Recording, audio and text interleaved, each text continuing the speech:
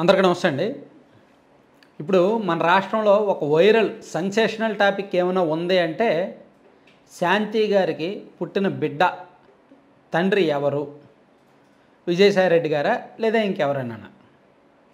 కానీ ఈ విషయం మీద న్యూస్ ప్రజెంట్ చేయడానికి లేదా సెన్సేషనల్ హెడ్డింగ్లు థంబ్నెయిల్స్ పెట్టి వీడియోస్ చేయడానికి మనందరం కూడా సిగ్గుపడాలి. ఇది ఒక వ్యక్తిగత వ్యవహారం.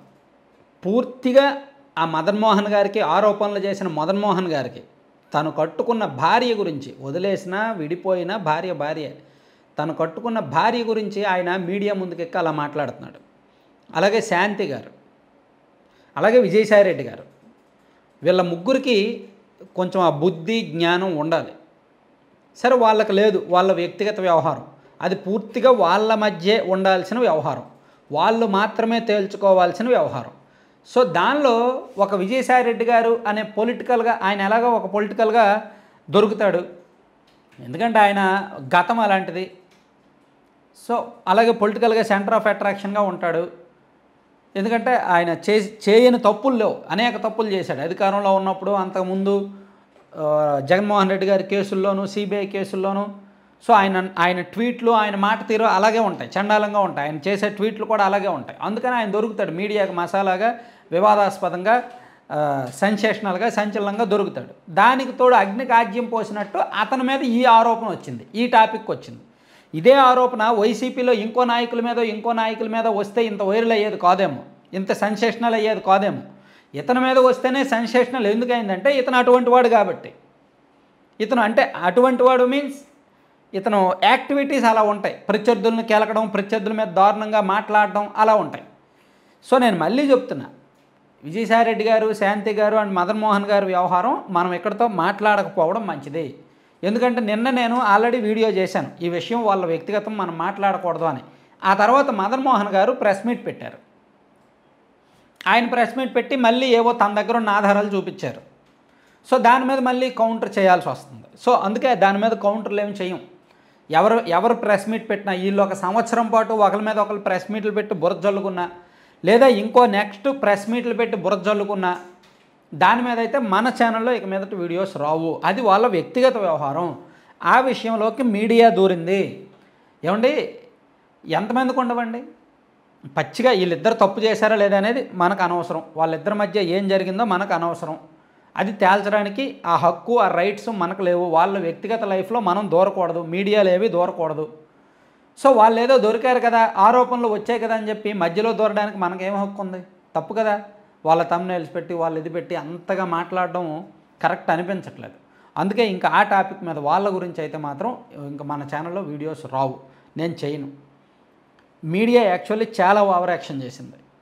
Mainly main stream media, ABN కానీ, టీవీ5 కానీ, మహాన్యూస్ కానీ, టీడీపీ అనుకూల మీడియాలు ఈ విషయంలో విజయసాయిరెడ్డి గారి విషయంలో చేస్తే చేసుకోవచ్చు కాక, కానీ శాంతి గారి విషయంలో కూడా ఏదో డెప్త్గా అనాలిసిస్ చేసేస్తున్నారు. ఏదో ఇన్వెస్టిగేట్ చేసేసినట్టు ఆమె పర్సనల్ లైఫ్లోకి దూరి ఆమె చేసిన ట్వీట్లు, ఆమె ఫోటోలు, ఆమె వ్యక్తిగత వ్యవహారాలు అన్నీ లాగేసి ఏదో పెద్ద ఇన్వెస్టిగేషన్ లాగా చేస్తున్నారు. ఇన్వెస్టిగేషన్ చేయాలంటే కాకినాడ రైస్ కుంభకోణం మీద ఇన్వెస్టిగేట్ చేయండి. నేను ఇప్పుడు చెప్పిన 3 ఛానల్లో ఒక ఛానల్ రిపోర్టర్ గారు హడావుడి చేశారు, కాకినాడ రైస్, నేను కాకినాడ వస్తున్నా తేల్చుకుందాం అది ఇది అన్నాడు. మరి ఏమైంది? అది దాని మీద వచ్చిందా న్యూస్? చేయగలరా? దాని మీద న్యూస్ చేయగలరా? అనాలిసిస్ చేయగలరా? దాని మీద వీడియో చేయగలరా? కాకినాడ పీడిఎస్ రైస్ స్కామ్ మీద చేయలేరు, ఎందుకంటే కాంప్రమైజ్ అయిపోయినాయి.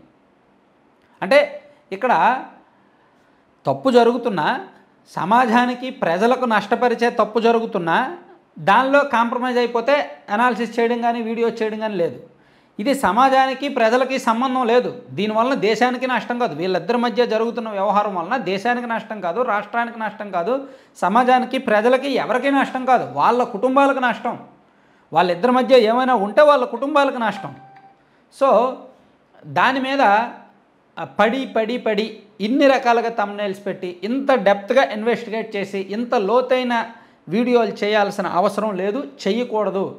అది చెయ్యకూడదు అనిపించి నేను ఇది ఫైనల్ వీడియో ఆ టాపిక్ మీద, విజయసాయిరెడ్డి గారికి సంబంధించి, శాంతి గారికి సంబంధించి, మదన్ మోహన్కి సంబంధించి ఈ వ్యవహారం మీద ఈ టాపిక్ మీద నేను ఇది ఫైనల్ వీడియో చేస్తున్నాను. దురదృష్టవశాత్తు ఆంధ్రప్రదేశ్లో మీడియాకి ఇంకేమీ దొరకట్లేదేమో, ఛానల్స్కి ఇంకేమీ దొరకట్లేదేమో, దీన్నే హైలైట్ చేస్తున్నారు. దానికి తోడు విజయసాయిరెడ్డి గారు కూడా నిన్న మీడియా ముందుకు వచ్చి జర్నలిస్టులందరినీ రా రా రా ఏరా పోరా అని చెప్పి వార్నింగ్ ఇవ్వడం, వాడు వీడు అని చెప్పి వార్నింగ్లు ఇవ్వడం. సో ఆయన వ్యక్తిగత వ్యవహారం రోడ్డెక్కితే ఆయన తేల్చుకోవాలి, లేదా మదన్ మోహన్ గారి మీద లీగల్గా వెళ్ళాలి. ఇప్పుడు మదన్ మోహన్ అనే వ్యక్తి కంప్లైంట్ ఇవ్వడం వల్లనే ఈ మీడియాలకు దొరికాడు. ఈ మీడియాలు ఓవర్ యాక్షన్ చేస్తున్నాయి. సో ఇప్పుడు వాళ్ళు ఎలా ఫైట్ చేస్తారో చేసుకొని, వాళ్ళు ఇంకా ఎంతమంది మీద ఎన్ని బురదలు చల్లుకోరో చల్లుకోనివ్వండి. కానీ మనం మాత్రం ఒకటి, మనం కొన్ని ఎథిక్స్ ఫాలో అవ్వాలి, కొన్ని మారల్స్ ఫాలో అవ్వాలి. ఇవన్నీ వ్యక్తిగత వ్యవహారాలు ప్రతి ఒక్కరికి ఉంటాయి, ఎవరికి ఉండాల్సినవి వాళ్ళకు ఉంటాయి. సో దాని గురించి మాట్లాడడం కరెక్ట్ కాదు. దాని గురించి బయట ఇలా పెట్టుకొని ఇంత రచ్చకెక్కడం, థంబ్నెయిల్స్ పెట్టి ఒక మహిళ విషయం మీద సెన్సిటివ్కి సంబంధించి, మహిళ క్యారెక్టర్కి సంబంధించి ఇలా మాట్లాడడం అనేది కరెక్ట్ కాదు. ఎవడో ఏదో బుద్ధి లేనోడు ప్రెస్ మీట్ పెట్టి కంప్లైంట్ ఇచ్చాడు, దాన్ని పట్టుకొని మనం లాగేస్తే ఎట్లా? Thank you.